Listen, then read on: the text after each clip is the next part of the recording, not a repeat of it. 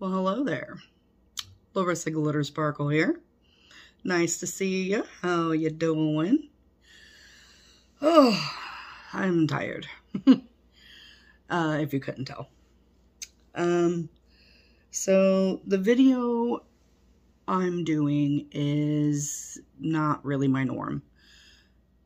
Though I don't really think I have one. I'm just kind of everywhere. This video is very special to me. Been through a lot the last couple years, and recent events kind of pushed me to make this video. I did a interview with my dad, kind of like a autobiography of him and his life, and I thought it'd be a good idea to post it on social media. That way, you know, I don't lose it, risk losing it, and I always have it. So, without further ado, I want you to meet my dad. My name is David Eugene Gowna from Wichita, Kansas. And how old are you? 62. And I'm just going to ask you, I have about... I only have 25. No, that's not bad. But they're open-ended, so... Well, you got me at the right time. I've taken my pain meds, so I can talk a lot. Good. Okay, question 1. Where, when were you born? I was born in Wichita, Kansas at 2744 North Waco. Okay. What is your best childhood memory? And who does it involve? Or where? And who does it involve? Mm-hmm. My best childhood memory doesn't involve anybody except myself. Okay. And that was when, for Christmas, my dad bought a bike for me. A Schwinn. What is a Schwinn? It's a Schwinn bicycle. Is that like a brand? Yeah. What does it look like? You know how they make the lowrider bikes now? Oh yeah. With the high handlebars and the Ooh. banana seat and stuff like that. Fancy. Well, you know, Evel Knievel was there, so you know we could turn around and start jumping. So what did you like to do most with your bike? Ride and play at the canal. Not the big ditch, the canal that was by our house. The big ditch was totally different, but we used to ride at the canal and what used to be what we always called BB Hills. And BB Hills was the Little Arkansas River, along the Little Arkansas River, right by 29th Street. There used to be the radio station KEYN. Okay. Stationed there. And they have it fenced off now, but now they got it, or they had it fenced off. But when we were little, they didn't have it fenced off. So you could just go through there and ride along those paths. And, you know, sometimes you would end up in the river and sometimes you wouldn't. So was that the first bike you ever got? Yeah, that was the first and only bike. Oh. How old were you when you got it?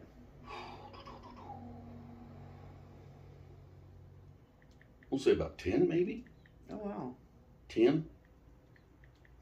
But we accumulated a lot of extra bicycles back in our day. Oh. So our bikes were changing all the time. Got it. Do I want to ask how you accumulated these bikes? We found them. Uh-huh. Okay. Some of them were, you know, we found some of them. And seriously, we found some of them. And some of them... I believe you. Some of them we stole. Some of them, you know, we just had pieces laying around. And back in that day, people just threw away their stuff in ditches. And so we would scrounge through ditches. And what did you want to be when you grew up? When you were a kid? What was your veterinarian. job? Okay. What made you... The love of animals. When I was little, I had a knack for animals. And even at a young age, I knew a lot about animals. So when a dog was hurt, in the block or something was wrong with a dog or a cat, even at a young age, the parents would come and get me, and I would take care of the animal. We had pigeons. You had pigeons? Yeah. I never knew that. Yeah. Larry and I. Really? Yeah. Did they, like, listen to you? No, they don't listen. You turn around and you train them. You let them out at a certain time in the day, and then they would come back for feeding. Oh, okay. So then you would just lock them up. Where did you keep them? At Larry's house. In like a... In a cage. Okay. Yeah, we turned around and you see a lot of people, and I showed it to Margie. Mm-hmm. A lot of people didn't know that about roller pigeons. Yeah, roller pigeons, it's just a certain breed, and what they do is they fly, and they'll be flying along and say, their head this way, and then all of a sudden they just start rolling in the air. And then sometimes when they're on the ground, they'll just roll. And we had a Vietnamese guy up at work that he was starting to raise pigeons. And I was telling him about roller pigeons, and he didn't believe me. I didn't believe you either. So when I turned around and I showed him a video, he went right out and tried to buy, because they're really cool to watch in the air. Yeah. And that's all we did. We just let them loose, and then we just watched them fly and stuff like that. And they're really pretty. If you get them trained really well, you can turn around and they can be basically a pet. They'll sit on you and stuff like that, and you can pet them and everything. But yeah, roller pigeons were always my favorite. I loved every kind of animal there was. My sign is a Taurus, and Taurus isn't actually, we're bullheaded, but our love for the earth, and I even loved, all kinds of animals. I had rabbits, dogs, cats, birds, lizards. I found a lizard one time that had been run over by a lawnmower, and it lost its legs, and I kept that thing alive for about a month before he finally died. And looking back at it, I think the poor thing suffered to death. But you had good intentions. I doctored him up, took care of his legs and stuff. And I even, at one time, I was in school and had a message. I had to run home because my lizard got out. So I had to put him back in the cage because my mom wasn't going to touch him. Really? Huh? He didn't have legs. It was another one. Oh, it did. Yeah. Oh, it was another lizard. That's a crafty lizard right there. No. I always assumed, just from, watching you with animals when I was growing up, that you liked birds a lot, because I remember when you worked at the pet store, Wall Seed Company, you were always with the birds, always. And then there was that, was it a African gray? Yeah, the African gray, and then there was an African gray that fell in love with me, but then there was also umbrella cockatoo. Cockatiel. With the fan? Yeah. Yes. That when we went in there that day, because I hadn't worked in so long there, that when I was standing next to and then it just crawled on me, and I remember oh, good Lord, what was Nancy? She goes, that bird doesn't like nobody, but he liked me. Yeah. And I don't know, I've just always been an animal lover. I like animals more than I do people most of the time. Yeah, I agree with you on that. And my dogs, if it wasn't for them, yeah. But if it wasn't for them, and my family, but my dogs keep me grounded. Yeah. I love my dogs. Even Kaya's crazy butt. No, Kaya is a sweetheart. I know. She's just got a lot of energy. Kaya is one of the most loving dogs. You can feel it. Yeah. in her. Why do you think your life led you to where you didn't end up becoming a veterinarian? Well, there was a lot of reasons. One, my childhood, growing up with a alcoholic father, and just I was never good in school. When did we start doing antiques? Well, it was before we got Angelina. Right. So that Yeah. was That's what I'm 18 saying. years ago, Yeah. at least. Easily. It was 20 or at least. But yeah, a lot of people didn't know that I went through most of my life barely able to read and write, because that was one of the biggest things. When you grow up with a alcoholic father, and especially when he's verbally abusive, he wasn't so much violent with us children as he was with my mom. But growing up through that, and then not being able to read and write, heavily into drugs, I just took a wrong path. Yeah. And even if I would have tried to have gone, I doubt very seriously I would have never made it. That was the main reason why I dropped out of school. That was the biggest reason, is because I knew I couldn't do it. When did you drop out of school? Sophomore. What school did you go to? North High School. Was there anything you did like about school? I loved science. I never. Farchi, are you okay? Do you need a hug? You're gonna make me cry. Why are you crying? Okay. Do we need to stop? We can take a break. We don't have to do it all at once, all in one go. Because, there's a lot of things you guys don't know about. Exactly, and I knew that you weren't going to have all happy and sunshine stories, but... No, and I don't. Most of my life is kind of crappy. I know, but you do have some good stuff. Oh, yeah, I have really good stuff, but, You have me! Yeah, most of my life is really crappy. Well, you gave me a great life. But, there was no way I could even made it through high school. Because you take a guy, 16, I guess, and probably had a third grade reading level at that time, and I sure as hell couldn't write. So, it just made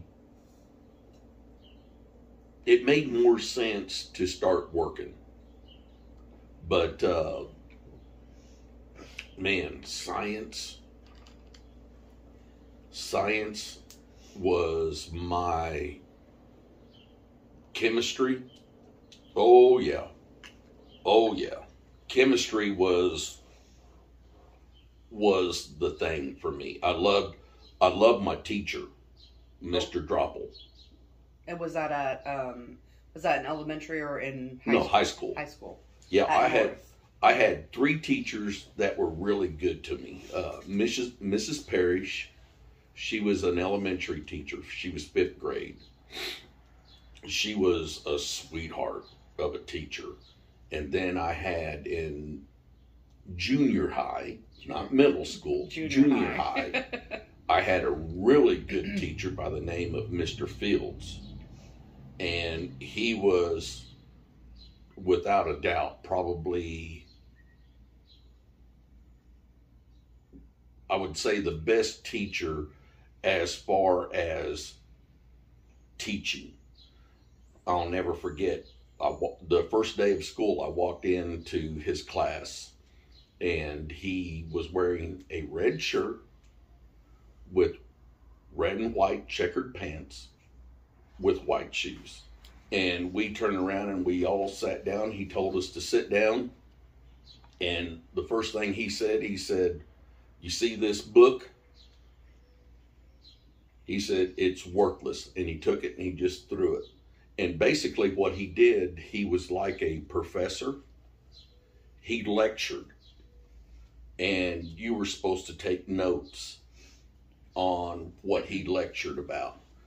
which of course I couldn't take notes, so I had to try to memorize everything. But he was a really good teacher. He taught us so much about history and just life in general. And then Mr. Droppel was his name. He was our science teacher.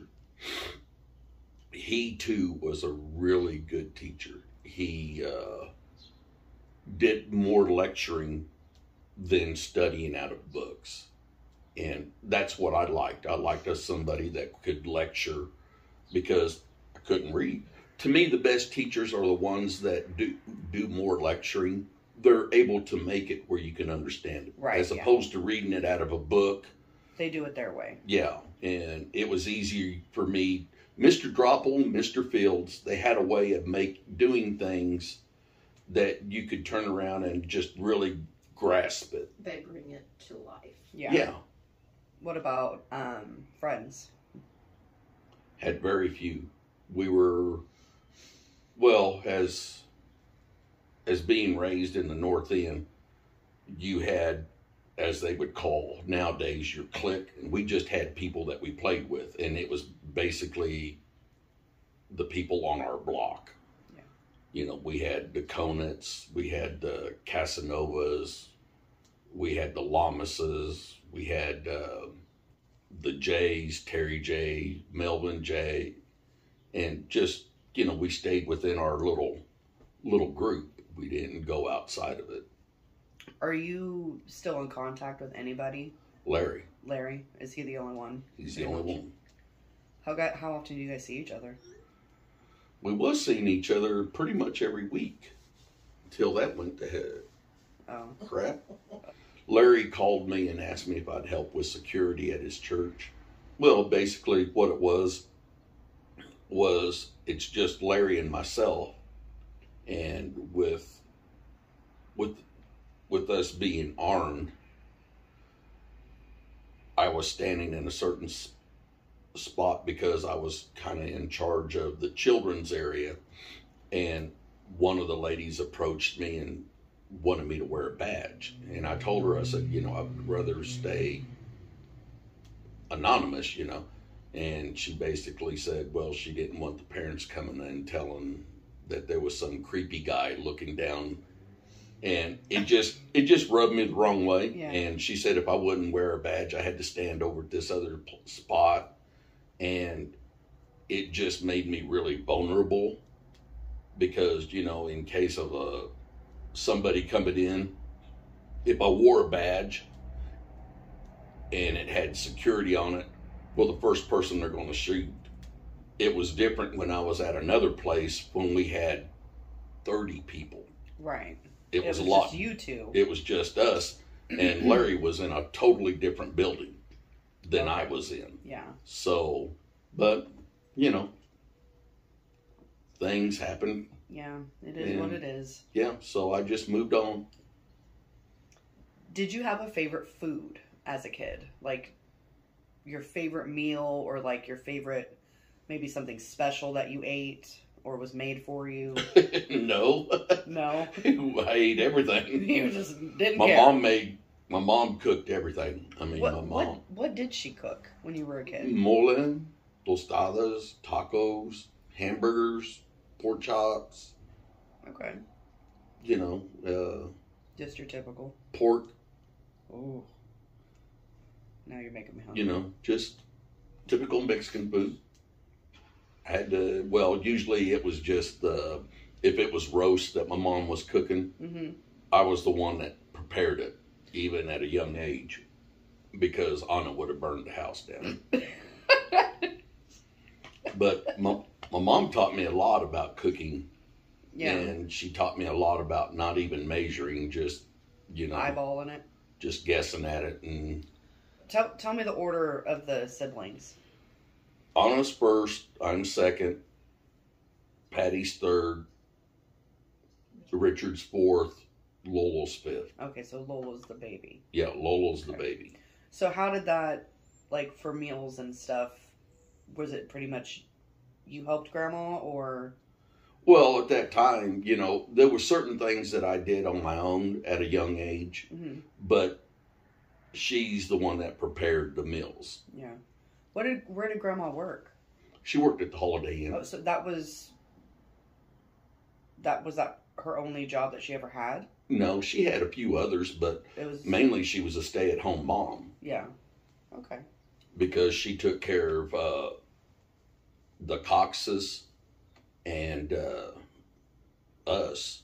By that time, my mom was coming home, well in advance, because they had scheduled her hours to meet with, getting people to school and blah, blah, blah. So.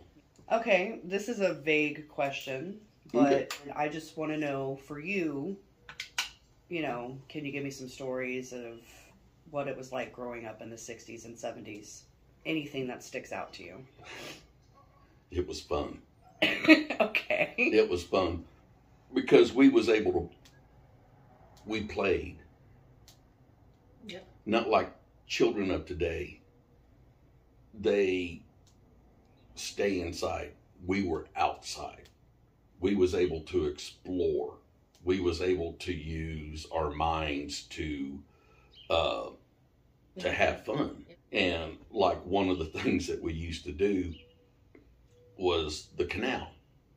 When it would rain a lot, we would turn around and make a dam at the canal so we could back up the water so we had a place to swim. What did you use? Anything? Rocks, sticks. We were kind of like using what beavers do, whatever it took to keep the water backed up. But, as a child, back then, you really didn't think about the hazards, because there were leeches, there were, good God knows what was in the canal. Snakes, probably. Yeah, and then at one part of the canal, there was like a refinery, and they used to dump the oil. Are you serious? Yeah. And you guys were swimming in that? Well, it was farther down, but, I'm sure. Well, it flowed downriver, I'm sure. Well, this was kind of flowing upriver. Okay. It was a but canal. it was a canal, and back then, they didn't have all kinds of laws And like they do now. Yeah. So. Well, what was the deepest you ever got your little, like, when you would block it up, what was the deepest you guys ever got it to swim? About chest high when we were children. So, like I said, we were able to do a lot as a child. And the canal was full of all kinds of cool things because, they didn't control the weeds. So we were able to make like little paths, and the way the weeds came, they fell like this across the canal. You have like this, then you had the bottom, but then the weeds were all doing this. So we was able to pull the weeds and make little paths through there. In the summertime, we could go over to farmers and get the cardboard boxes that had the plastic on the bottom. And then we would push all of those weeds down, and then we could slide down like we did with in the snow with our sleds. So we could do that during the summertime as well as the winter. Have you ever broken any bones? Nope. Really? Nope. Well, all the crazy stuff and stories you've told me that you've done, you've never broke a bone. I tore myself up a lot. So, okay. So there's a story that I would like you to tell that you've told me before. The tree? Yes. I figured that was it. We was out trick-or-treating, and the way that we used to do our trick-or-treating, we didn't just go down one side of the street first and then come across, because we figured out it was, how do you say, more lucrative. More lucrative to zigzag across the street. That way you hit all the houses at once, and then you could go to the next block. So myself and Jerry and Larry and everybody else, we had the plastic mask on, and I was trying to get to the house first before everybody else, so I was looking behind me, and when I turned around, there was a tree, and I mean, I slapped that thing, and down I went, and, you know, back then, nobody helped you.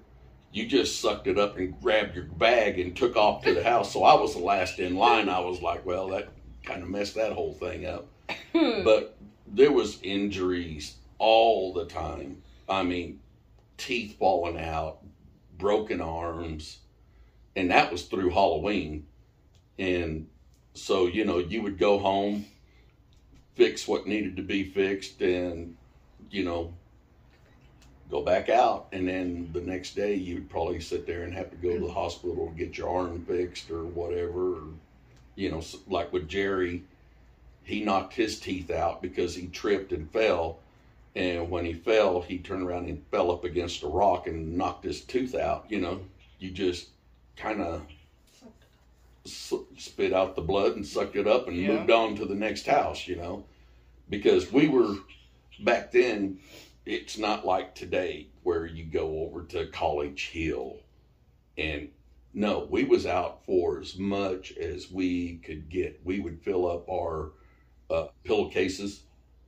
We'd fill them up and then go home, dump, and then head back out. Round two. Yeah. So we was out for as much as we could get. Yeah, one of my best Halloweens that I remember, like vividly, was one of the few times that you went out with us. And I can't remember who all was with me, but I remember it was you and I. We were going down just around the neighborhood, and we were out for several hours, and I brought back home a black trash bag full of candy. Yeah. And I was so proud of myself. Well, you made me drag it. Well, remember when you turned around and had the stitches and your sister shut your head in the car door that day? At the same time, she was like, wham! She was like, it bounced back open. And then here I tumble out of the car.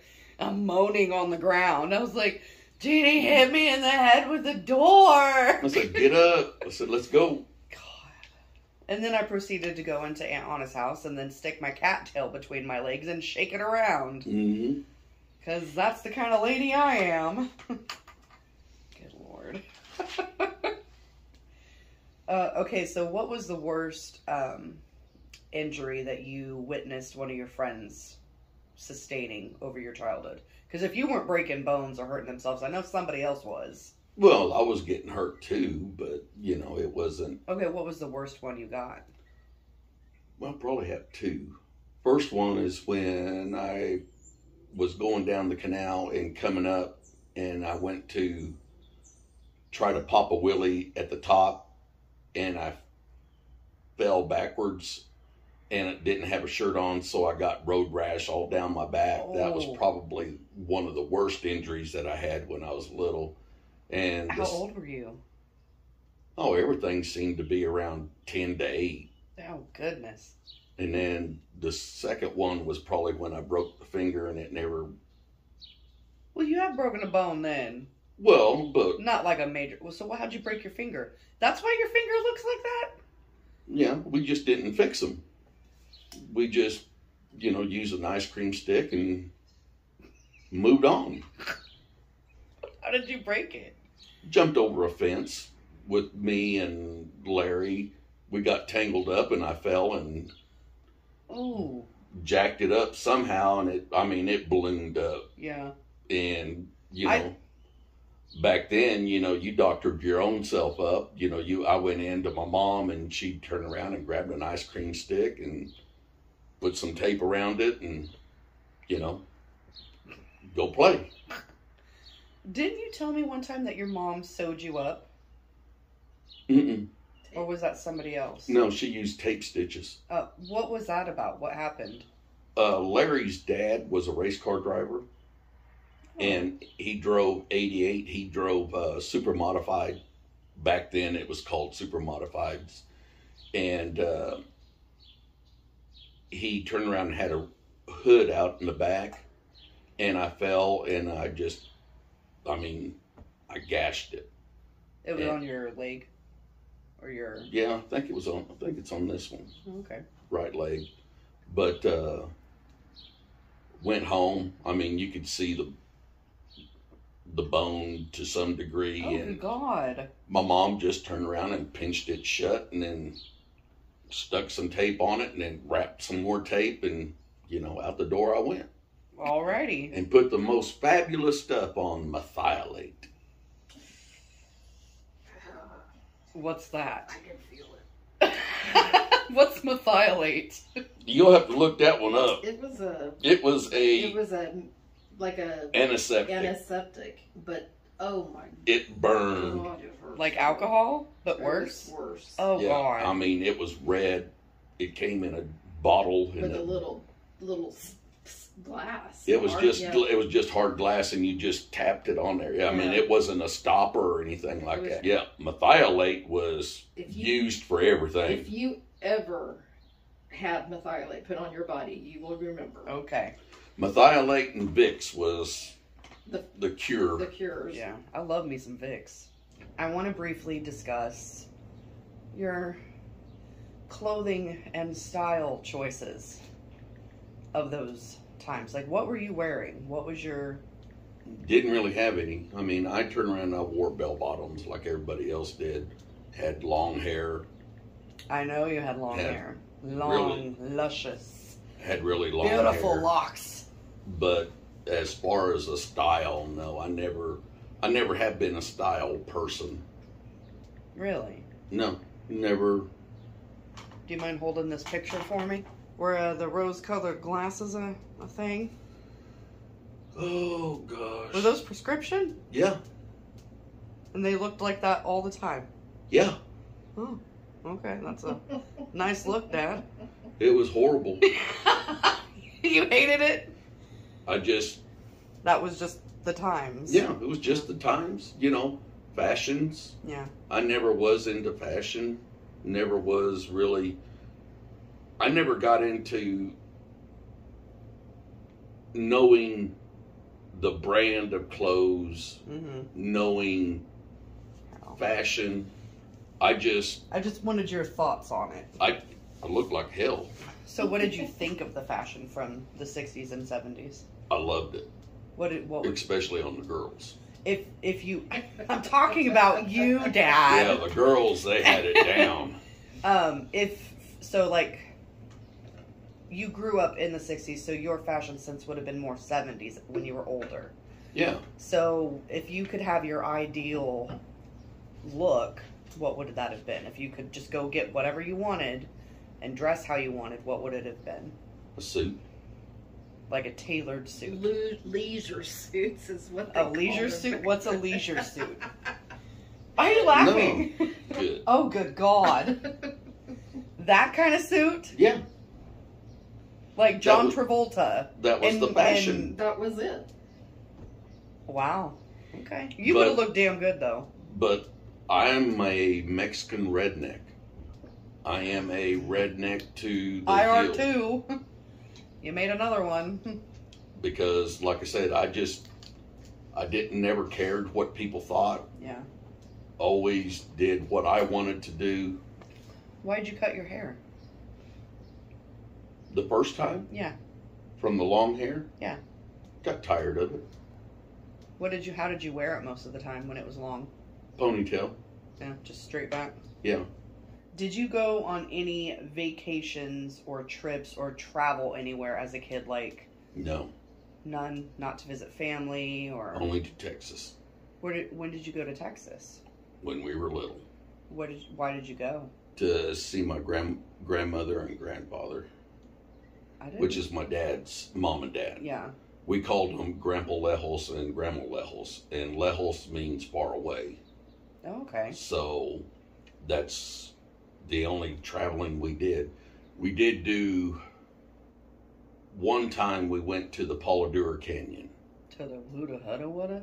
Polladura Canyon. And Where? that's in Texas. Oh, okay. Where in Texas? Amarillo. And my dad's brother, my Uncle Marion, Mhm. lived across the street from my Grandma Lejos and my Grandpa Lejos. So we would go visit And in the same time, we would visit my dad's brother. How often did you make that trip? I bet 3 times in my whole life. I didn't even know we had family in Texas. Yeah. Huh. Yeah. Amarillo. Most of our cousins from my dad's side of the family is all in Texas. I never knew that. Yeah, most of them.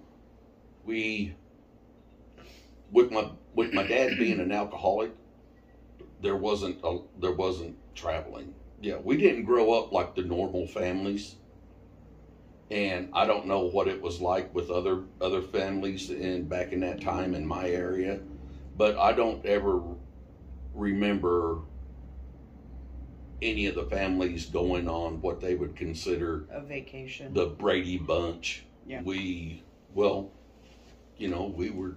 poor, so there wasn't any traveling or anything like that. And with my dad being an alcoholic, there wasn't any money. Yeah. And especially with him working in construction, because, if it rained, he didn't work. If it snowed, he didn't work. So, there wasn't that kind of money to be spent on vacations. So. Well, you did a great job on making my childhood very rich. Well, we tried. You did. I had a great job. Margie and I tried hard. I mean, minus from my asthma trying to kill me every so often, Okay. All right. My next question for you. Did you ever have any nicknames? And if so, what were they and why? That you can remember. That you can actually say. Yep. My nickname was Falstaff. Falstaff? Like I said, we were brutal. I don't know what that means. As children. What does that mean? My dad drank Falstaff. We were mean to each other. Yeah, that's you rude. You guys think that you're bullying and stuff like that is... No, we did it to our faces. Yeah. We didn't have to do it behind phones or anything like that. We did it to our faces. How long did you have that nickname? Shit, I imagine if I run into some people, they'd still call you Falstaff. Yeah. Kids were just mean. We were just... That's how we... you take a look at Mike Espinosa. We called him Mike Espinocha. I mean, we turn around and like Juan Ferris. Yeah. We called him Juanita. It was just the way things were. And, it wasn't so much as being mean as it was as... Teasing them. Yeah, teasing each other and stuff like that. Because we had one guy that always had snot running down his nose, so we called him Muckles. Next question. Who did you admire? Who did you, look up to? Nobody. No? No, I didn't look up to nobody. Okay. What about as you got older? Was there anybody that you looked towards as someone that guided you, or there were like a mentor? I have 3. They all fell in different timelines of my life. Okay. But Bud Cannon was one. Charles Clark was another.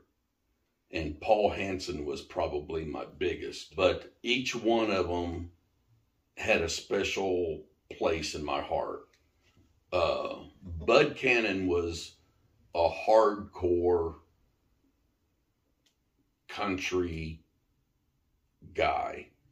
He was one that didn't take shit from nobody. He would whip your ass just faster than anything else. He was just really a good man.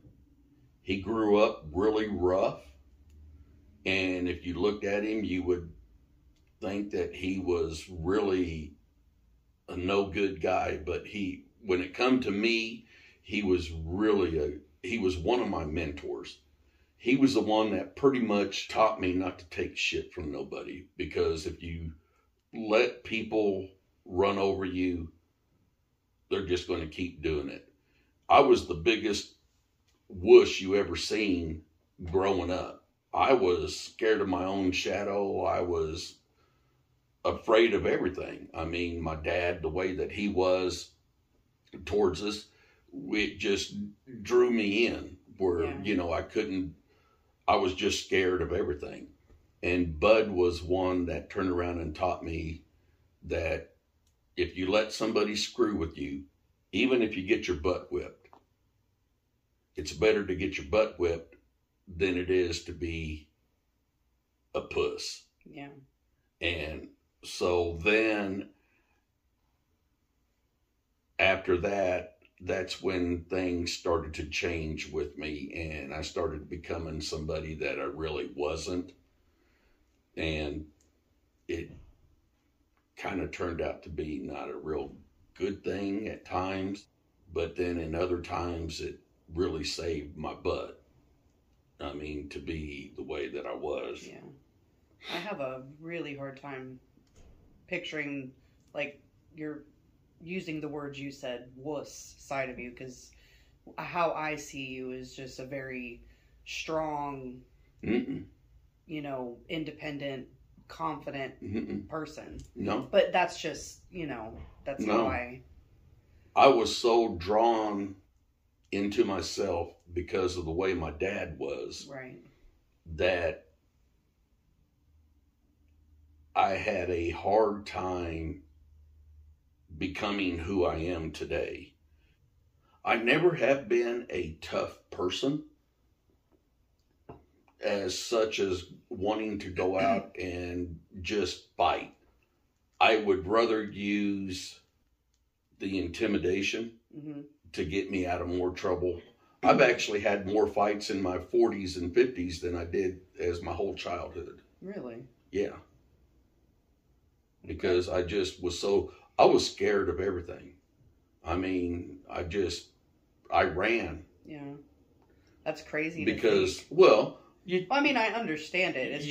You take a look at the way that I was raised. Yeah. My dad belittled me so much that I didn't even want to go out and face the world most of the time.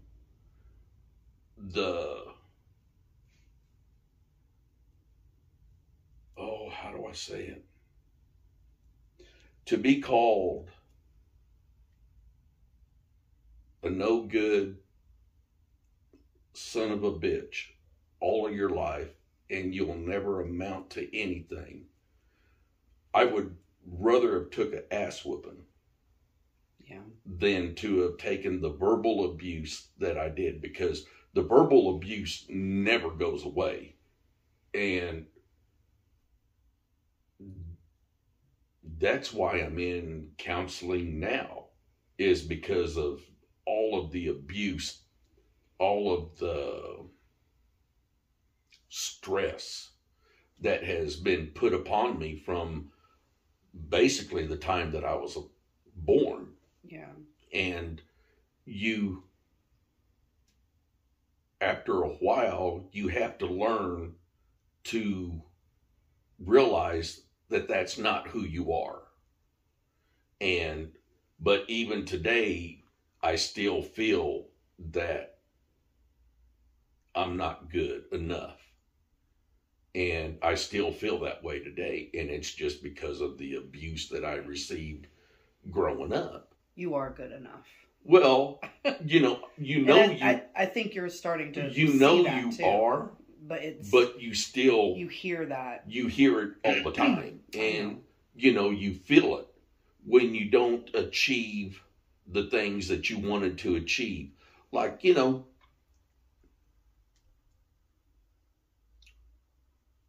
I've always wanted to give Margie the house that she wanted, but I didn't achieve it. And it hurts. It hurts a lot. It hurts him more than it hurts me. It does. I know. And you just continually hear that voice. And I don't hold nothing against my dad. He had problems. He had a problem. And it really wasn't his fault. Yes, he could have changed it. But, you know, at that time, nobody really... didn't have the help that they have now. Yeah, you turn around and you just kept everything at home. Why was he like that? I mean, was it something he had experienced? Yeah, his dad was that same way. So it's a cyclical thing. It's a yeah, cycle. his dad was the same way. Common theme in our family. Well, yes. Yes It and can no. But be. It can be hereditary. Yeah. but like I said, Bud Cannon was one that taught me to stand up. How did you meet Bud Cannon? When I ran away from home with Robert DeShino. How old were you? I was 14. 14.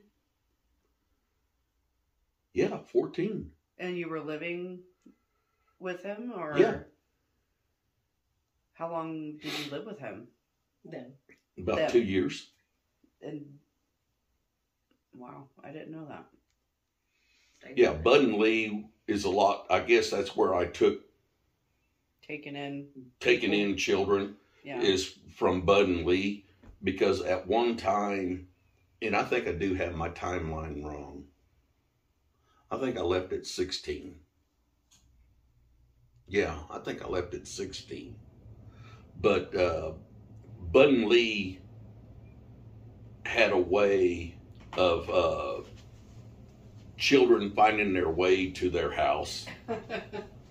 So it just became something that was normal. Was Lee Bud's wife? Yeah, Okay. Lee is, her first husband was in the Italian mafia. Oh, shit. Okay. And Lee was eccentric, but she didn't have money.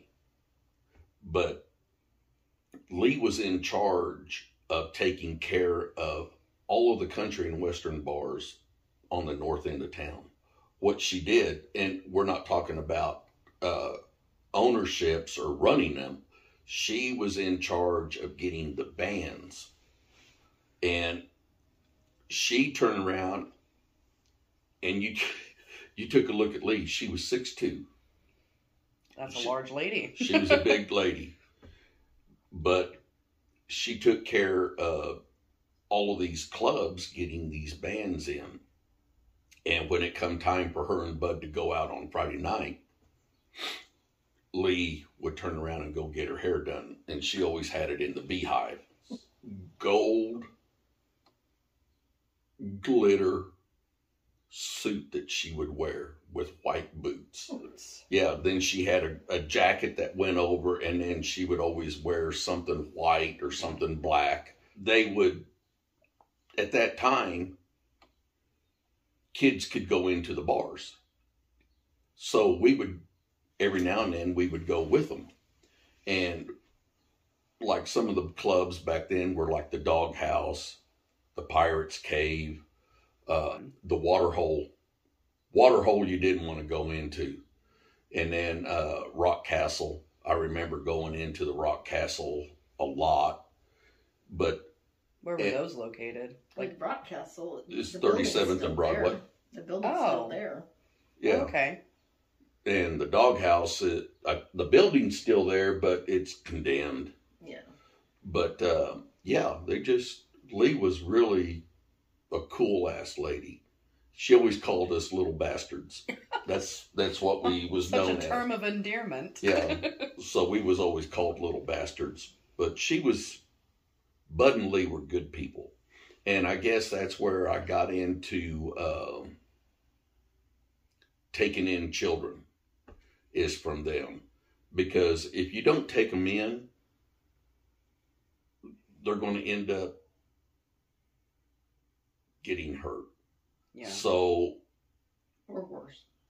and it's just better to take a child in as opposed to leave them on the streets. Bud and Lee were really, they always will have a special place in my heart, because they were, like I said, they were really good people. And Charles Clark, he he was one that was special to me as well, because he's the one that taught me a lot about finances. He's the one that taught me to save. I appreciate him doing that, because you have taught me very well. Thank you. He's just always... I didn't have a lot of interaction with him, but he's still somebody really special to me. How did you meet him? Through your mom. Charles was just a fascinating character in himself, because he was a lot like I was. He never finished school, but he was someone in the aircraft business, and I was in the aircraft business, but he was someone that turned around and was able to be a country kid and make something out of himself in the aircraft business. And so I really admired him for that, from coming from nothing to basically having a lot of money. Last but not least, Paul Hansen. Paul Hansen was my mentor. And how did you meet him? From work. He was the first person I met at work. Are we talking... Blanchett. Blanchett's, okay. Yeah.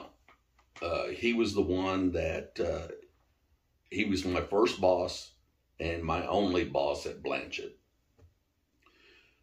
Calvin Ross was the person that ran the business, but Paul Hansen was my boss.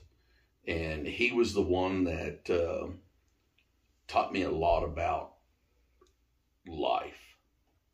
Taught me what a man should be. Taught me how a man is supposed to treat a woman.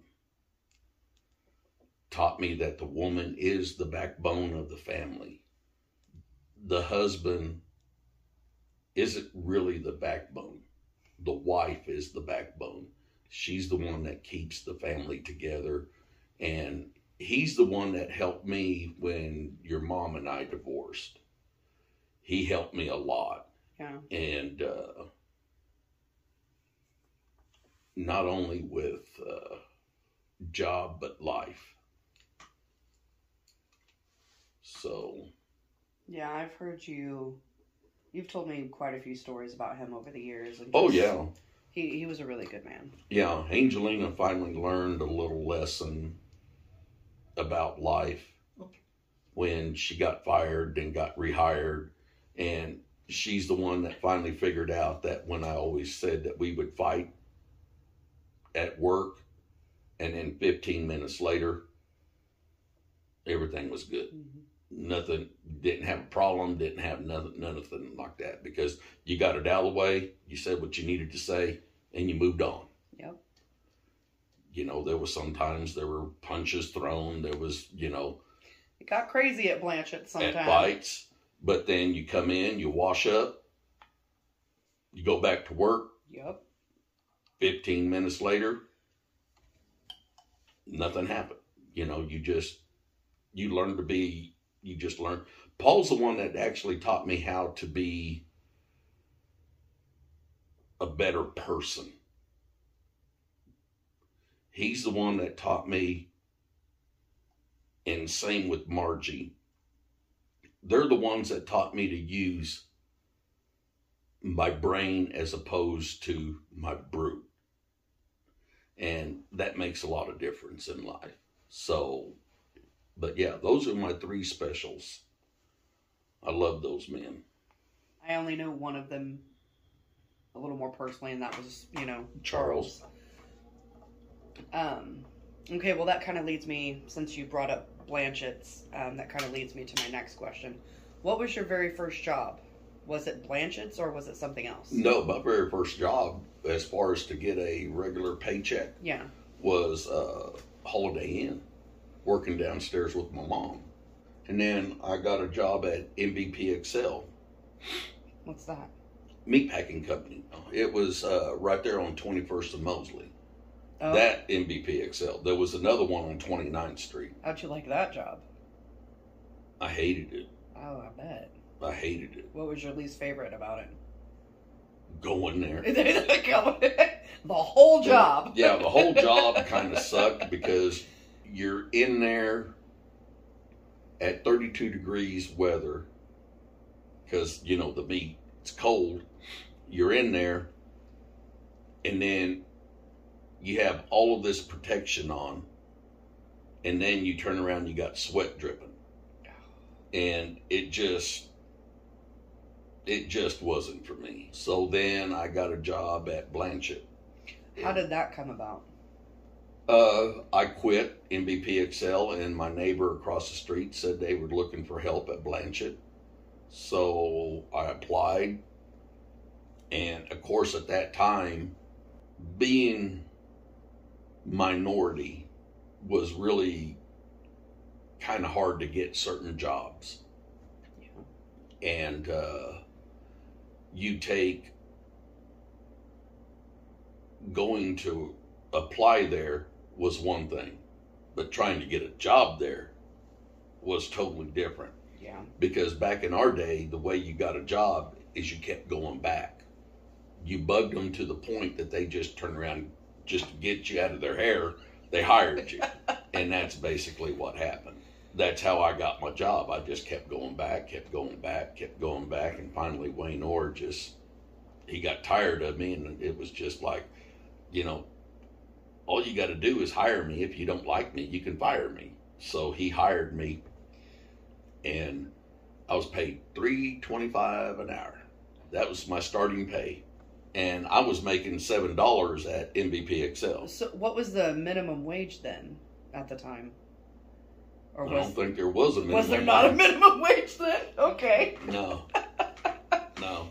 Shit. Yeah, I was paid $3.25 an hour, and I'll never forget, my Christmas bonus was $5. Wow. So when you first started working at Blanchett's, what jobs were you doing when you started on? Well, my first job I had, I was a honer. I ran a home. But you didn't have any experience, No. right? You just None. went in. Went in. And the funny thing about it was, this shop was all country people. All, you know, all white folks, all country folks. And there was only one black guy and one Mexican guy. And that was Obi and myself. Yep. And that was it.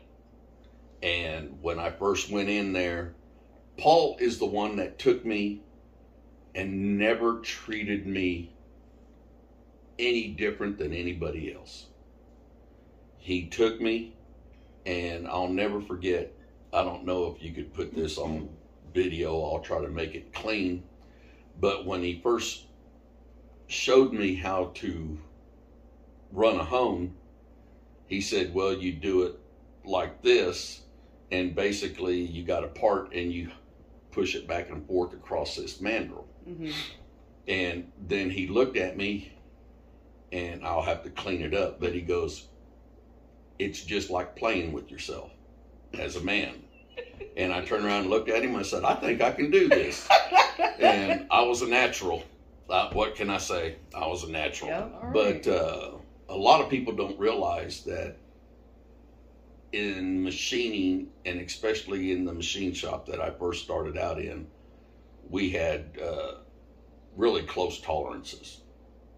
And the best way to explain it to the average person is if you took a sheet of paper and divided it in three, thick-wise, and then took one of those threes and divided it in half. One of those halves is what my tolerance was pretty much through my whole life working in machine shops. I was just really good at holding close tolerances. You are very good at machining.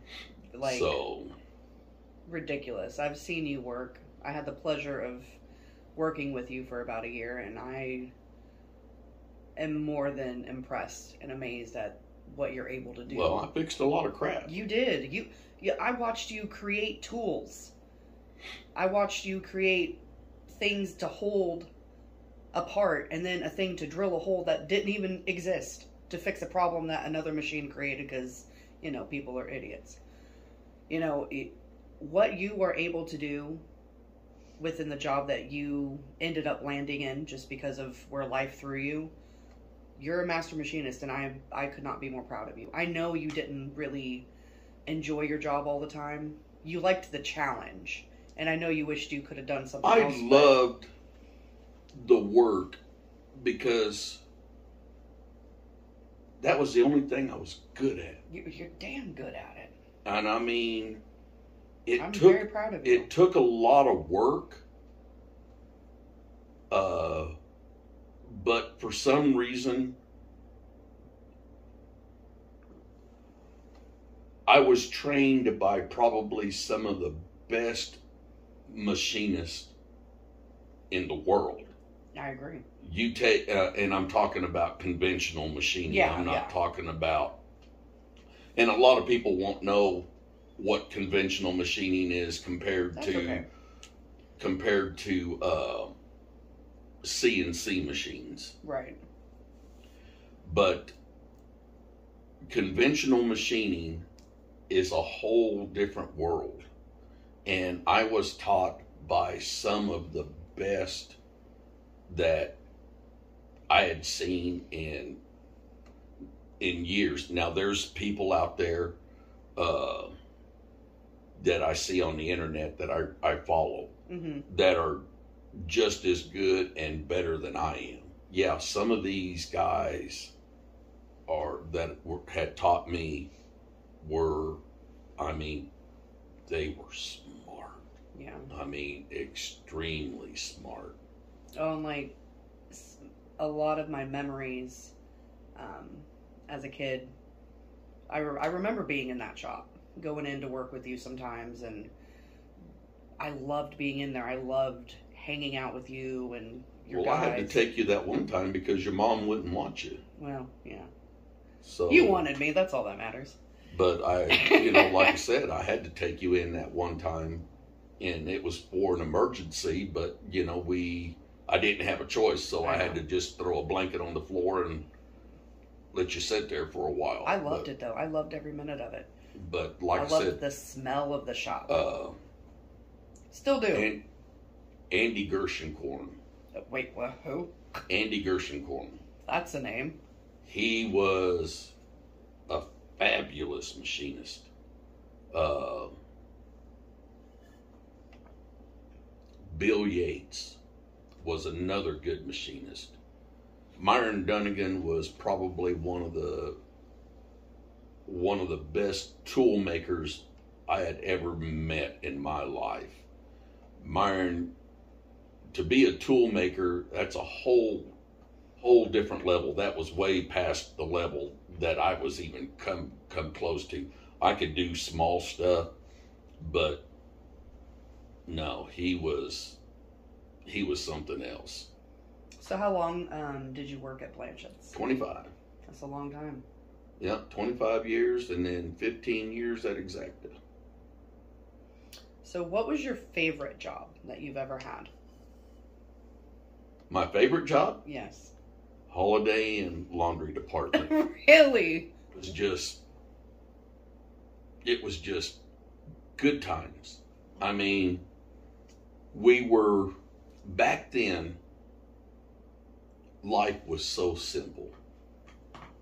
You just went to work and you was able to interact with your coworkers without hurting somebody's feelings, without having to go to HR, with easier times. Just easier times.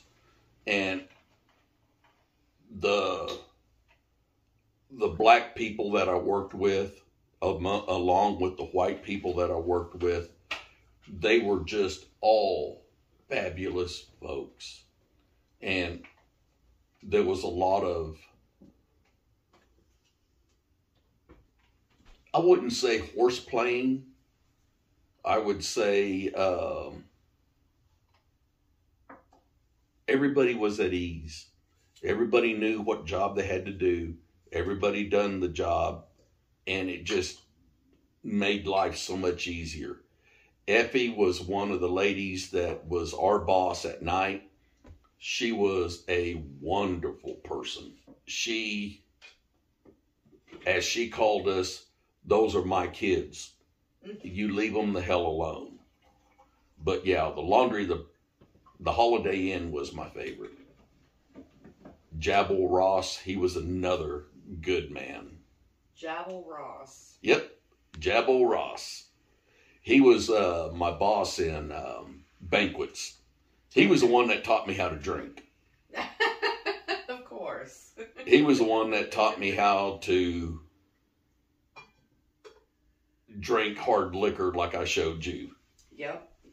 Which was a bad thing. Well, you know, you live and learn, right? Yeah, so, but yeah, Effie, Jabbo, Juanita, and, you know, we just had a good time. There wasn't the bull crap that's going on in today's society. And, you know, like when I got to Exacta, I worked there 15 years and I was in HR 22 times.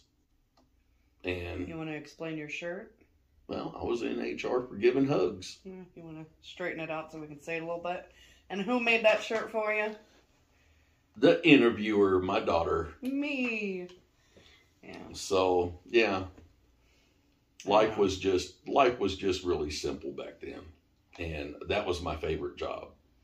No, the second favorite job was Raytech. Yeah, that's where I met Margie. I was about to say, would that be because of Mom? No, it was just a good place to work. Yeah. What did you do at Raytech? I was a... Wait, what was Raytech? What? They built infrared heaters. Oh, okay. And I started off, basically was a helper in the back, in the spray paint room. After Bob Johnson quit, then I took over his job. And it was just one of those jobs that I fell in love with. I loved spray painting. I loved industrial painting. It just was really just a good place to work for.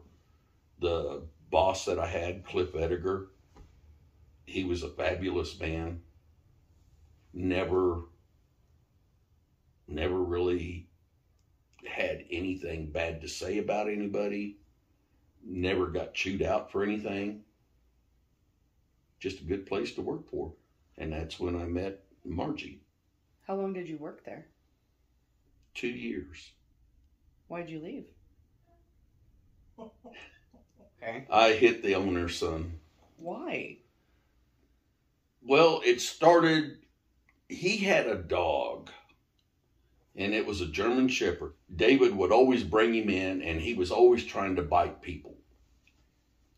And one day, we was running low on work, so I was outside busting up pallets and, you know, stacking the good ones and busting up the bad ones. And I happened to look, and a guy was riding his bike down the street. Well, David's dog took off after him. And then David come out and he asked me, where's my dog? And I said, I think he chased that guy down the street. So he hops in his truck and takes off. Brings the dog back. Well, then he comes out and he starts hollering at me for not chasing his dog down the street. And I turned around and I was like trying to tell him that, you know, I'm doing this. It's not my job to take care of your dog. Well, he kept getting closer and kept getting closer. And I kept telling him, you need to back away. And finally, he's called me a SOB. And he got close enough, so I clocked him. Knocked him out, picked him up, took him into his daddy, told his daddy he needed to take him to the hospital. And I got fired. So that was the end of that. What was your favorite music when you were in high school? Rock, hard rock. Can you give me some examples? Well, Steppenwolf. Steppenwolf, okay.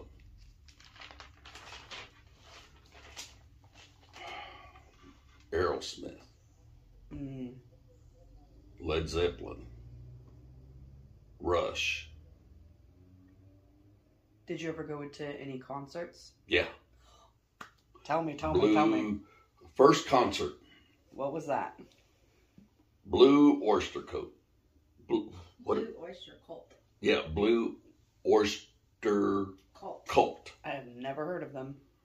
Well, they use a lot of laser light shows. Oh. And there was a lot of drugs involved. As expected. A lot of drugs. So that would have been 70s? Uh-huh. Okay. And we're talking psychedelic. Where was it? Century 2. Oh, okay. That was the only venue we had was Century 2. So everything, That's right. Everything was held at Century 2. Well, there was a club that bands used to go to that was close. What was that? The club, don't you remember? Mm-mm. Was Everything was over at Century 2. Was it called The Club? No. Oh. Oh, you don't remember? I can't. It was over across from Twin Lakes. You're not helpful. Oh, Pogos. Pogos. Yes. There was some big name people that went to Pogos? That played there. Oh, who? Before they were popular. Van Halen. Are you shitting me? No. You didn't have to be even 18. Yeah. Mm-mm. You could get in there at 16. Mm-hmm. I think you had to be anywhere 14 and up, I think. I think it was 14 and up. Yeah. Ooh, that's... But you couldn't drink. You couldn't drink, but... Well, you couldn't drink. Yeah. We know how that goes. So big concerts. Was there anyone famous that you saw before they got famous? Yeah. Van Halen. Wow. And that was at Pogos. At Pogos. Yeah. That's crazy. Yeah, because they were on the radio, and I think we only paid $7 to see them. Yeah. And they Yeah. They rocked. Yeah. That's crazy. Yeah, but went to. Who else have you seen? Oh, ZZ Top before they were really, really big. Oh, I'm jelly. Yeah. ZZ Top they played an hour show, and their encore was almost as long as the show. Holy shit. And I mean, they rocked. But let's see, Head East was another one that we seen. Oh my gosh, when they built the Coliseum though. Whew. Kiss. You saw Kiss? I seen Kiss 3 times, and I seen Alice Cooper 3 times. Man, I would have given anything. Yeah. Alice Cooper puts on a show. Yeah. It's theatrical. Kiss puts on one of the best light shows. Let's see. ZZ Top put on one of the most simplest concert, but their music was so much more than the other bands, because you take just 3 guys and basically all they played were 3 chords, and for them to put on that kind of show for that long was just absolutely amazing. Yeah. I mean, they really, I would have to say that and Alice Cooper were probably the 2 that I really enjoyed. Have you been to any concerts since that would even be close to what you saw back then? As far as Margie and I went and seen Sammy Hagar. Oh, you did? At the Kansas Coliseum, and he played outside. Yeah, when did you guys do that? Oh gosh, that's been... We were skinny then. Before we got married. You guys are still sexy. Hush. Yeah, I mean, it was some kind of a Mosh Tequila. Mosh Tequila tour, and it was outside. It was outside, and Sammy Hagar. It was a lot of different bands. Yeah, Sammy Hagar is one of the best performers because he's just so laid back. He's kind of ranked right there with ZZ Top, but doesn't have near the publicity as what ZZ Top has. But he's really good in concert. What's your favorite color? Red. Why? My favorite color is red. But as far as the color that I choose now, it's purple. Why purple? Genie. Yeah. That's my favorite color too. What's her favorite? If you could live anywhere, where would you want to live? I cannot answer that question. Okay. Because I have not visited enough places. But that's a reasonable answer. We know Colorado is up there. I would love to visit Thailand, the Boston area, Vermont, Maine, experiencing that with the seafood. Yeah. Oh God. But like I said, more of the winters, I think, is he would But Thailand, Thailand's a beautiful place. It's very beautiful. I mean, it is. I'm speaking from watching multiple documentaries. Yeah, and stuff. That's what I'm saying. Obviously, I've never been either. And talking to Wee. Yeah. Wee is another one, from him being from Vietnam, right. But he told me that Thailand is beautiful. Random question. What was the scariest movie that you've watched? That actually you won't watch that movie again, whether it was when you were a child or as an adult. Exorcist. Will not watch that. What about it messed you up?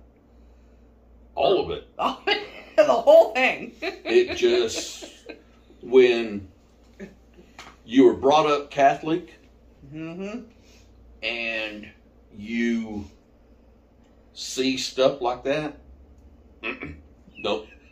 Don't want to get in with the devil. Yep, nope. I can agree with you there. Exorcist. I will not.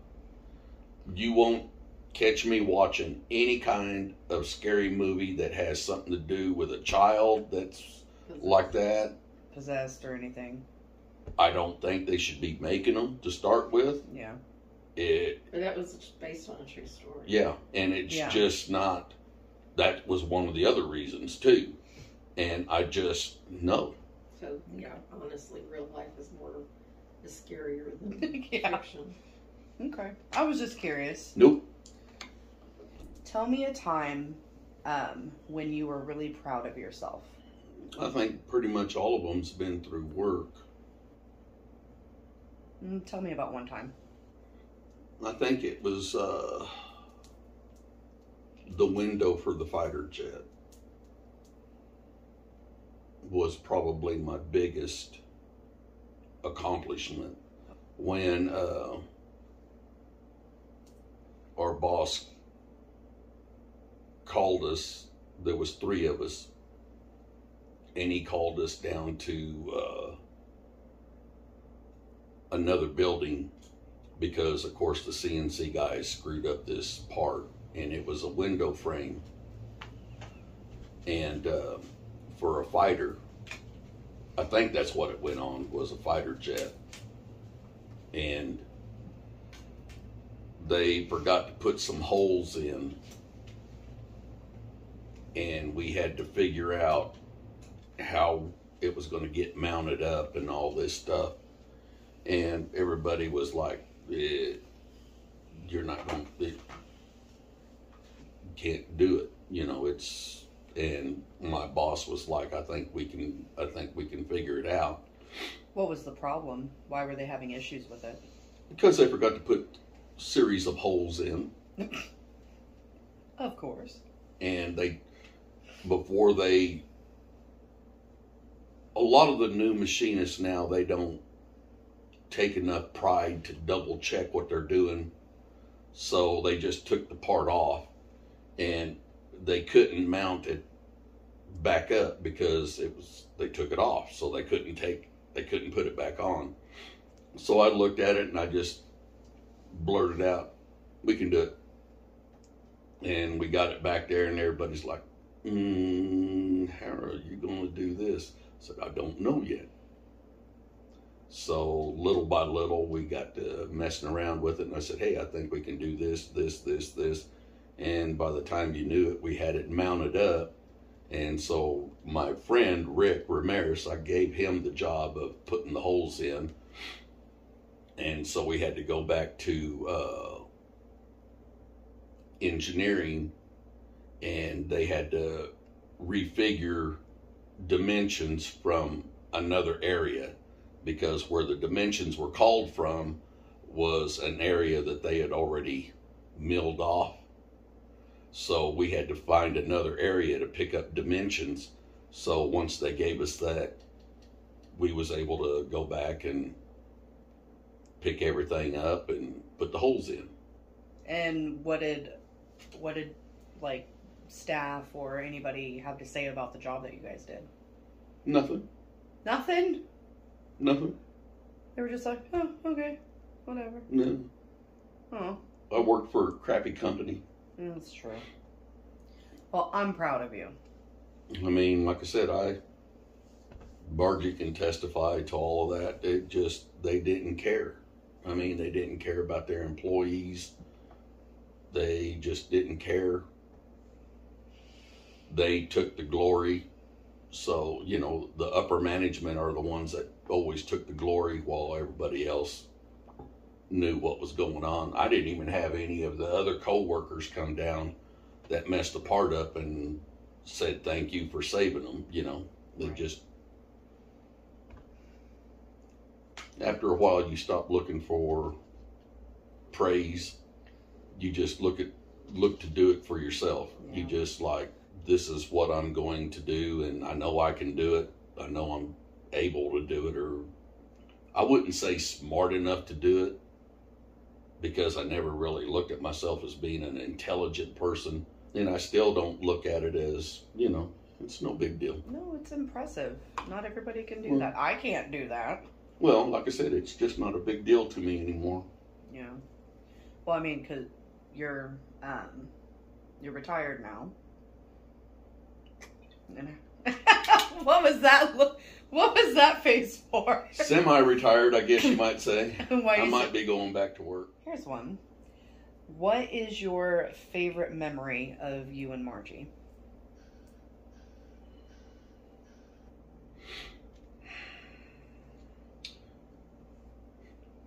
My favorite memory.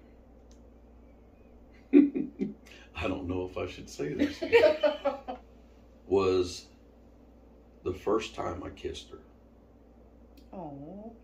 And that was in the mezzanine at work. That was one of the best days of my life.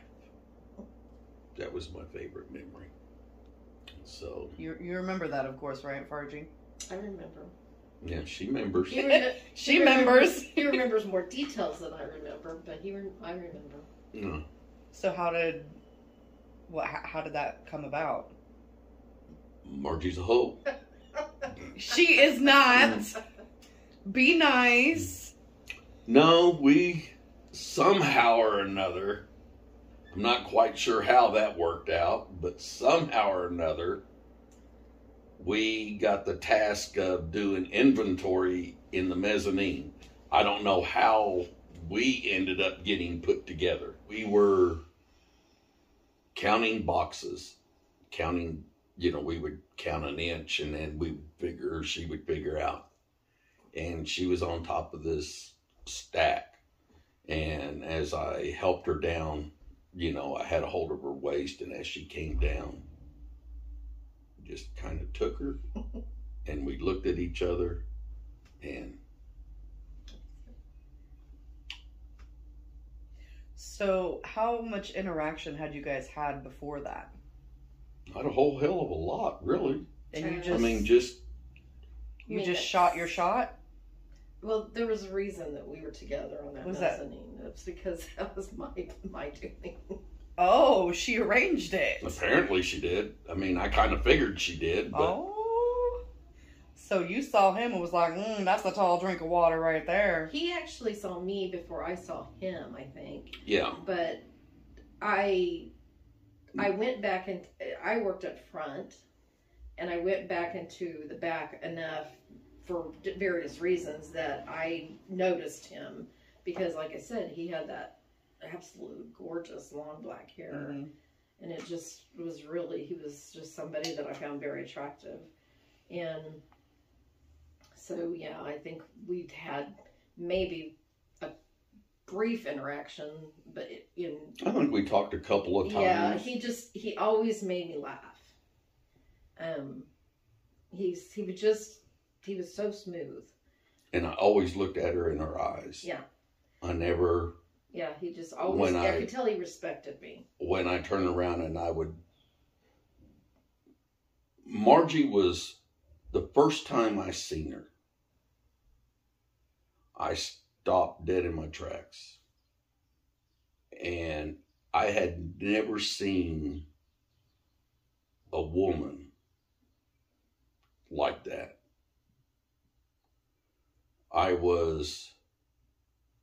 Everybody says you can't fall in love at first sight, and I find that to be wrong. I think you can look at somebody, and yes, you can lust for somebody, but I didn't lust for her. I fell in love as soon as I seen her. I'd never seen a woman that was that beautiful. I never seen a woman stand the way that she stood. I never seen a woman speak the way that she spoke. And and I'm still in love with her today. Yeah, but it was a long time coming. Yeah, it's been a long time. But, Because I was so used to trailer park that that connection that we had, was was very, 20 years of, yeah, very strong. He would call me every once in a while, and I knew his voice. And of course, we didn't have caller ID back then. Yeah. So, I Got knew that immediately. velvet voice over there. I knew immediately who it was when he would call to check and see how he was and I was with your mom. Like I said, I just, I'm the one that No. walked away from him. Yeah.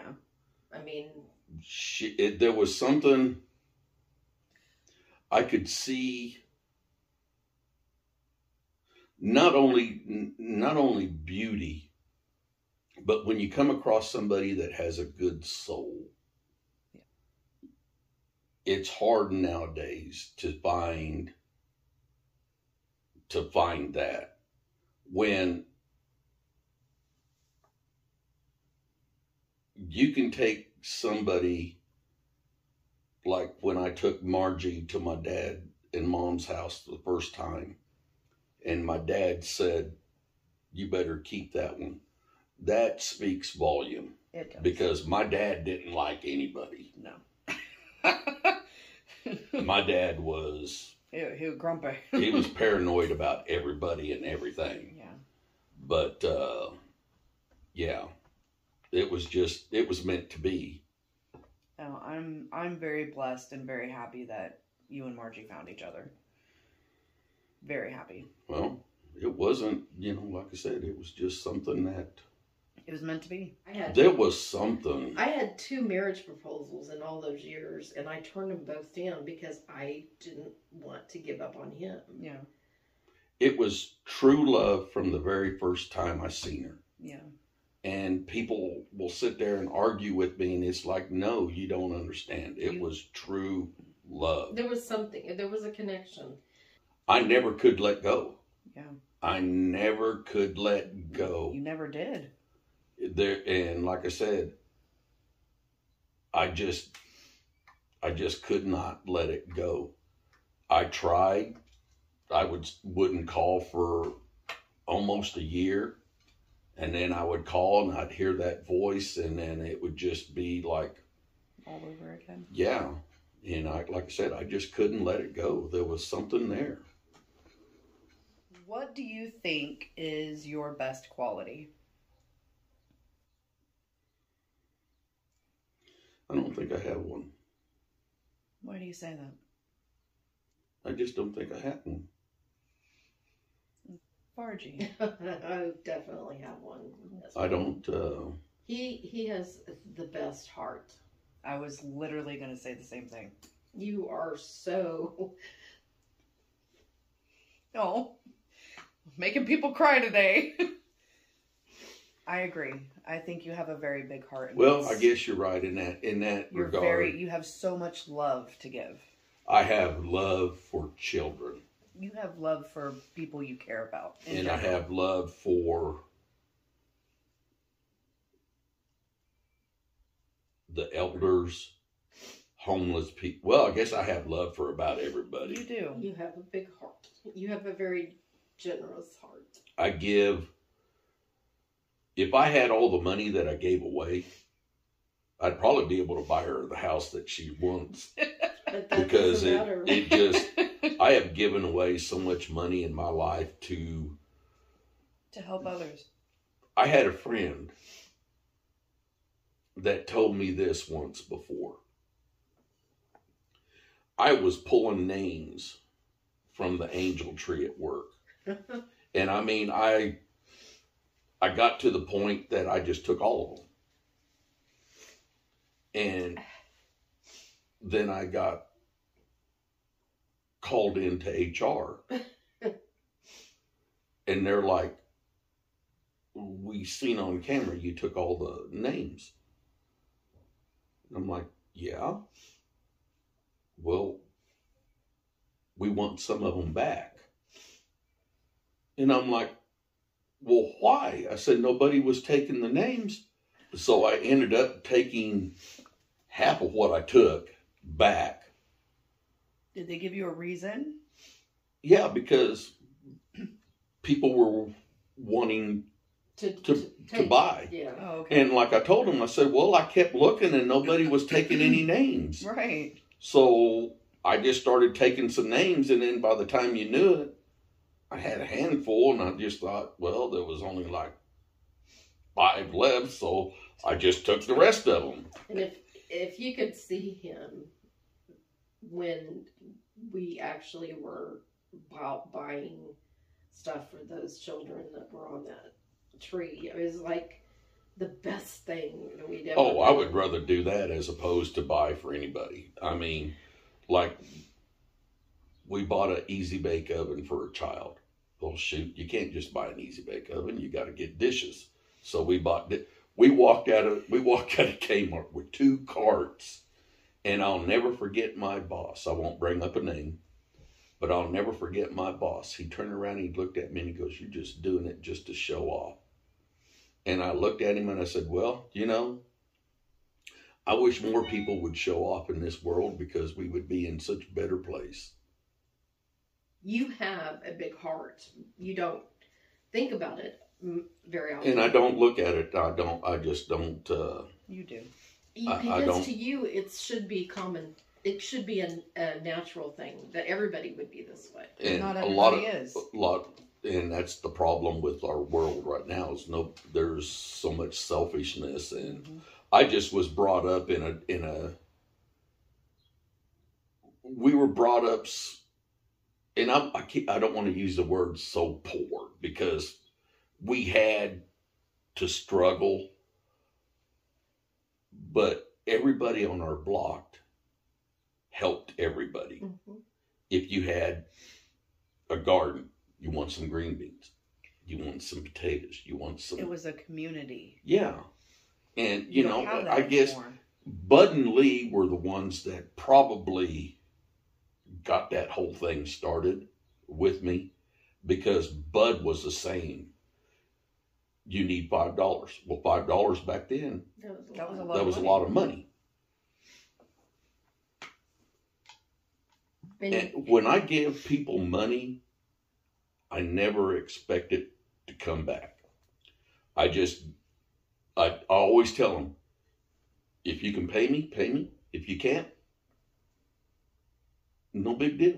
I can remember that like it happened yesterday because we had so much fun. Oh God, them people were looking at us like we were nuts.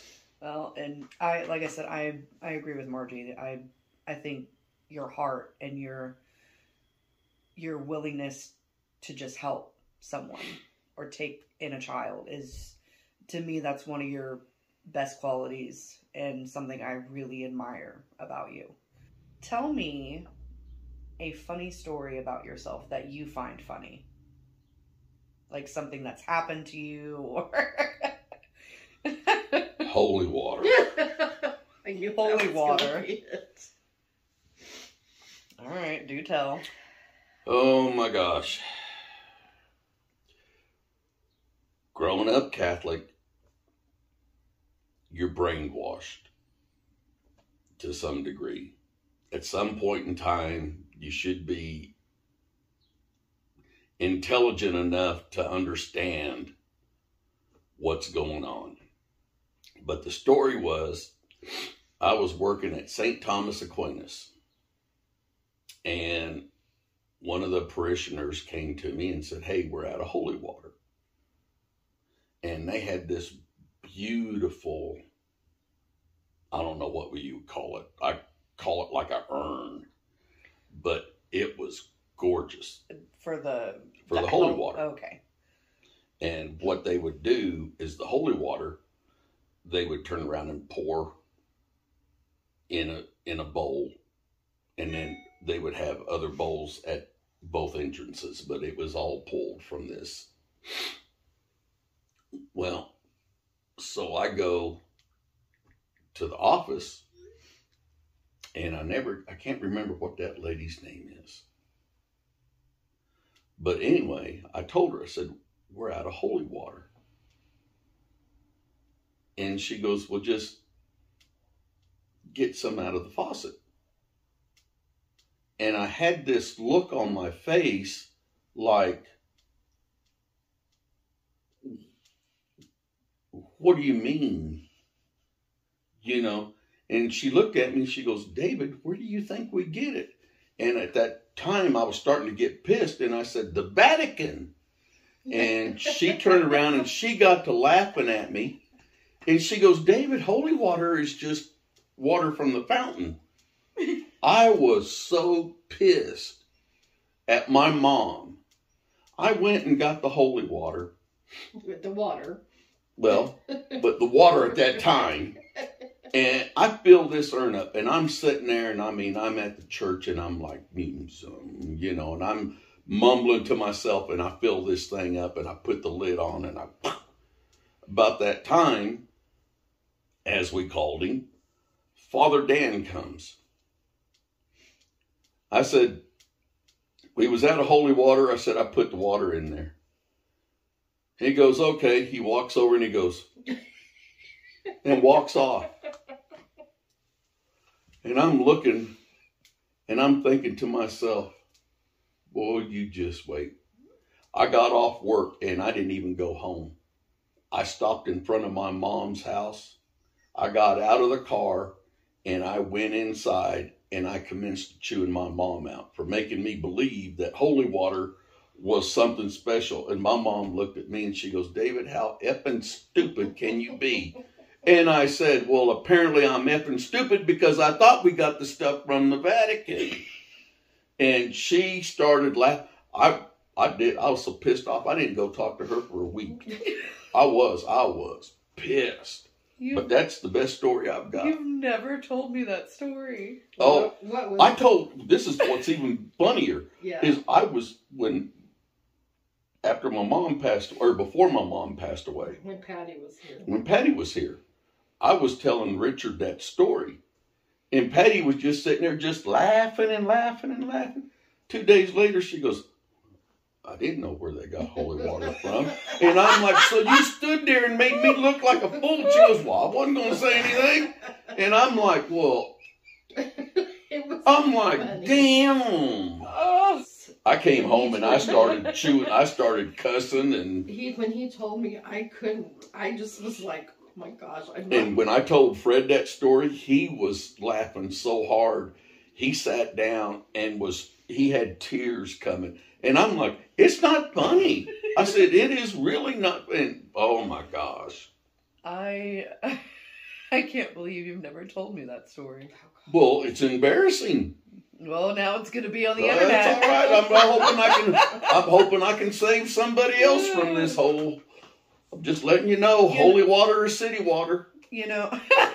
Just blessed by the priest. Not even blessed as far as I'm concerned. He just made a cross and that was the end of that. Yeah, it's... Yeah, that was... No, he was so concerned. I remember because he said, I just thought, oh my gosh, what are we going to do? It's going to take us a while to get this in. Yeah, somebody should have been on top of this thing, you know. We should have already had some downstairs or something. Who's in charge of the orders here? Yeah, we should have had some downstairs in the basement, you know. Man, how long is that going to take to get here? You know, like liquor or something, you know, where you store it for 25 years and then pull it out. But shit. That would be some musty, crusty Damn, holy water. Holy water. That's funny.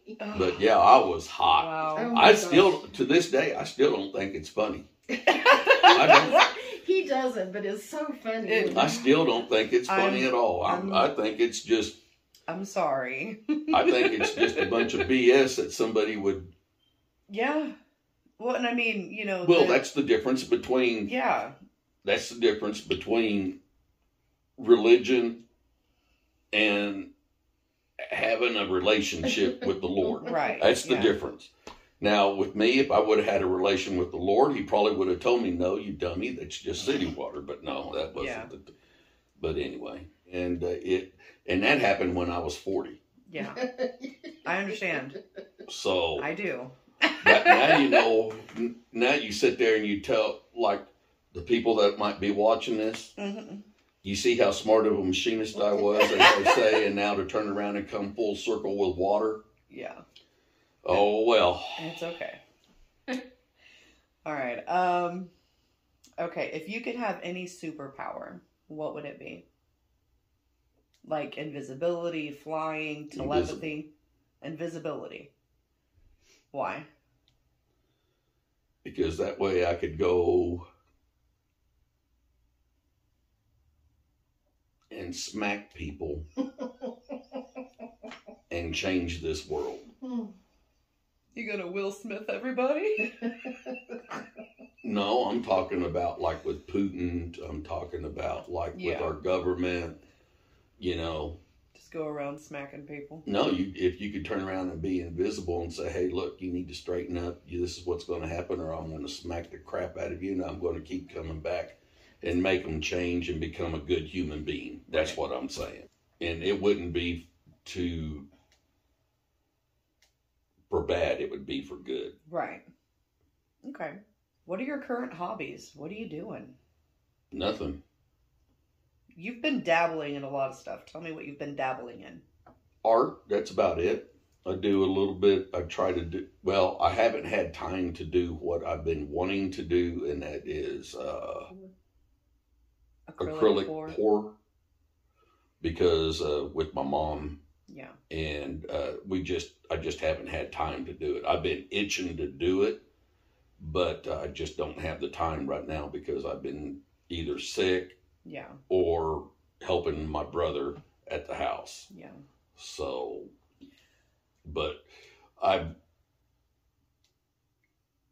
kind of have learned that I do have a little bit of a artistic skill, and I'm not sure what it actually is yet. Because I think you have to find it, and I haven't really. I've done a few things, but it hasn't meant anything to me. Right. It was just doing it. And, but like I said, I think art is something that I think if I find, I like doing the woodwork stuff too, but I just don't have a place to really be able to do it in. Yeah. And that's the biggest key. And even with the acrylic arts and stuff, I don't really have a place to do it. So everything that I do is outside. And I just kind of wished. You're at the mercy of The elements, yeah. Yeah. I That's think it. you'll find it. You know, just keep dabbling. You've been doing a lot of different kinds of projects, and I'm very excited to see where it goes. So, like I said, I don't know. We'll see. Okay. Alrighty. So, if you could describe a perfect day for you, what would that look like? Oh, man. Sitting in the country with all kinds of animals around and being at a dock with my wife and my family just fishing. That would be the most beautiful day I would ever have. If you could turn around and just walk outside and see deer, even, you know, goats, whatever, and be at a dock and, you know, have your barbecue grills and everything and just be sitting there, that would be a good day. It'd be a perfect day for me. That sounds like a good day. Yeah, outside is good. Outside. And animals is good. Last question. If you could give your younger self advice, what would you tell yourself?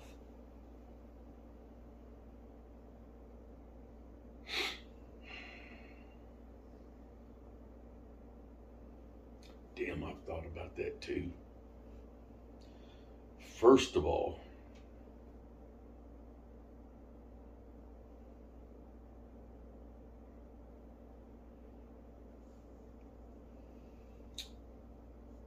everything will be all right.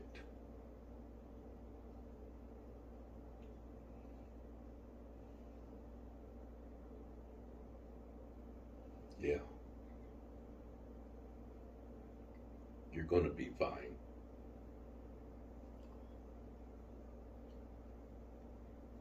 I don't know why that made me cry.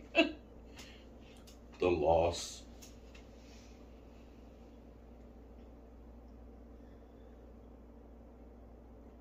of your sister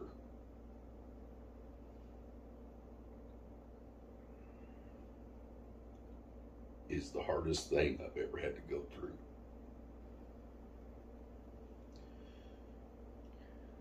And it really messed me up mentally.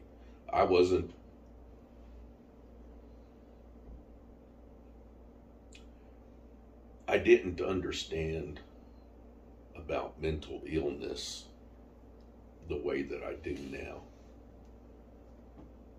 But I know it affected me really bad, to the point that it brought out my mental illness. I didn't think I had problems, but after going through that, yeah, everything will be fine. Just take it a day at a time and you'll get better. And most important, leave the dead alone. Don't keep harping about their deaths. Let them also have peace.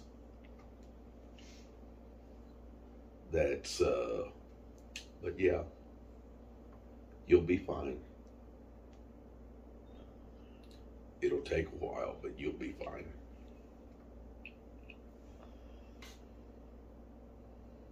You're down there. I'm not going to see them right now. You said them 50 or 70. What is that? Little bag? Yeah. Oh, yeah. Man, these are all crumbled on because they're. You can keep your cassettes in Oh, well. it, or We'll eat them. Here, I here's definitely some need bags. that. I think it. all right. Cookie. Yum, Look yum. inside. Thank you. Darn it. Look inside. What is that? Darn it.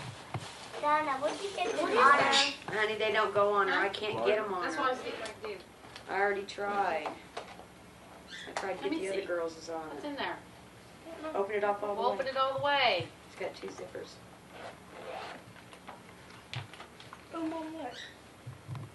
What is it? That's the strap. Oh, That's a is that like a, ooh, that's pretty. That's got my color. That's key. Turquoise. Look at that face, yeah. Let me see that. Mama says, oh, that's my colors. No, that.